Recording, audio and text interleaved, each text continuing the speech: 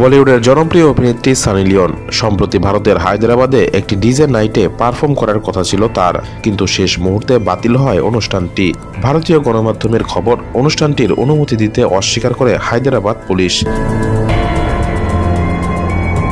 শনিবার মধ্যরাতে আধা ঘন্টার জন্য ছিল সানি লিওনের শো।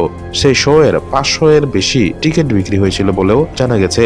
তবে পুলিশ অনুমতি না দেওয়া সত্ত্বেও আয়োজকরা অনুষ্ঠানের প্রস্তুতি সম্পন্ন করেন। এরপর ঘটনাস্থলে পৌঁছে আয়োজকদের অনুষ্ঠান বাতিল করে পুলিশের একটি দল সেখানে অনুষ্ঠানটি বাতিল করতে বাধ্য করে। পরবর্তীতে আয়োজকদের পক্ষ থেকে ভক্তদেরকে একটি বার্তা প্রকাশ করে বলা হয়, স্বাস্থ্যজনিত সমস্যার কারণে সানি লিওন অনুষ্ঠান করবেন না, তবে ক্লাবটি পরিকল্পনা অনুযায়ী বলিউড নাইট চালিয়ে যাবে।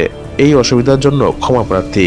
এরপর পুলিশ কর্মকর্তারা একটার মধ্যে ঘটনাস্থল ত্যাগ করেন। এই ঘটনা সানি লিওনের ভক্তদের মধ্যে তীব্র ক্ষোভ সৃষ্টি করে। তাদের মতে সানি লিওন দেশের একজন জনপ্রিয় অভিনেত্রী এবং তার অনুষ্ঠানটি গর্বের ব্যাপার হওয়া উচিত ছিল। তবে পুলিশ এবং প্রশাসনের সিদ্ধান্তের কারণে ভক্তদের হতাশার কারণ হয়ে দাঁড়িয়েছে।